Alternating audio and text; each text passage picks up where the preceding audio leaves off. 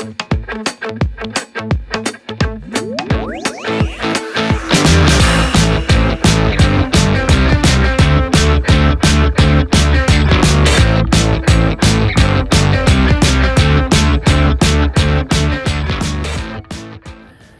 here we are the day after seeding, raking it in and seeding, and I watered it last night, and I've watered it twice today, 3 times today already, and each time I watered it, it was starting to get pretty dry.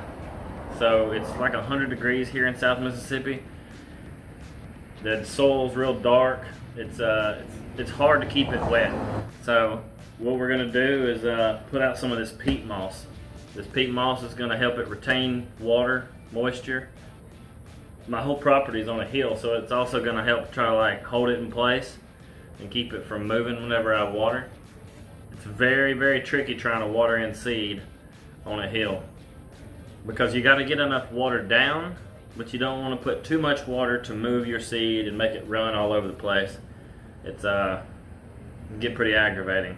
So there's like a fine line between watering and overwatering and not watering enough, and so this right here is going to help us with that. And I said I wasn't going to put this down right now. I was going to wait till about day 7, but since I'm putting the peat moss down, I'm going to go ahead and put this down and then cover it with the peat moss. That way it'll be under there, it'll be with the seed, and we'll have a better chance at maybe a quicker germination. But a lot of people say they put this down to keep birds from eating the seeds. I haven't seen a single bird eat a single seed. I don't know, maybe it's other seeds, maybe ryegrass or something, maybe birds like ryegrass seed, but I haven't seen none of them try to eat the Bermuda seeds. But anyway, it doesn't matter. We'll put it down, it's going to hold the moisture, it's going to make it germinate quicker, it's going to hold it in place. It's kind of dark too, so it's going to kind of draw heat. I mean, the soil's black, but this is going to, whenever this is wet, it's going to be pretty dark, so it's going to draw heat. Maybe that'll help germination as well. So that's what we got for today. Let's get started.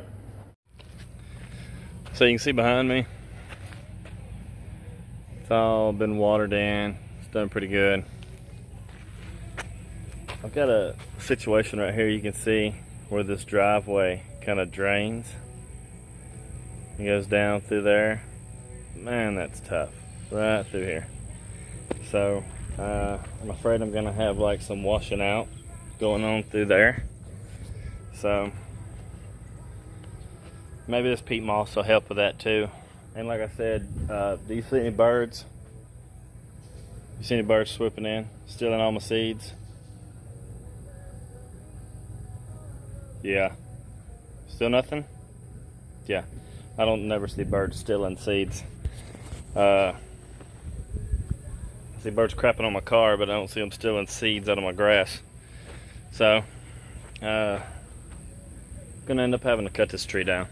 See the shade it's casting in the evening? Not gonna have that. This peat moss is gonna help out a lot. But you can see, man, it's all on a hill. See, let's look this way. You can see it's all downhill from here, from there, all downhill. The whole house is built on a slope. Like the windows in the front are like ground level, looks normal. Windows in the back are like 15 foot off the ground. So, but let's get this peat moss down, and yeah, let's just get the peat moss down. Alright, this starter fertilizer from Groundwork, got it at Tractor Supply. It's a 18-24-6 at 24. That'll help the roots establish in the new grass. Covers up to 15,000 square feet. This is about 4,000 foot, so we're going to do a little less than a third of the bag. I'm not going to measure it. I'm not going to put it on a scale and get it down to the decimal or none of that stuff. We're just going to pour it in the spreader. Less than a third of the bag. Spread it all over the area evenly. Doesn't take rocket science to do this, so rocket scientist to do this.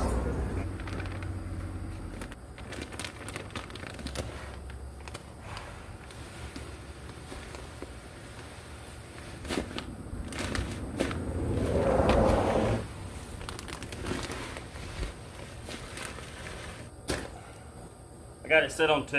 If y'all have one of these sprayers, it's that Scotch spreader they got at, did I say sprayer? Spreader. It's one of the Scotch spreaders they have at Lowe's, Home Depot, whatever. I got it set on 2, so let's try that out.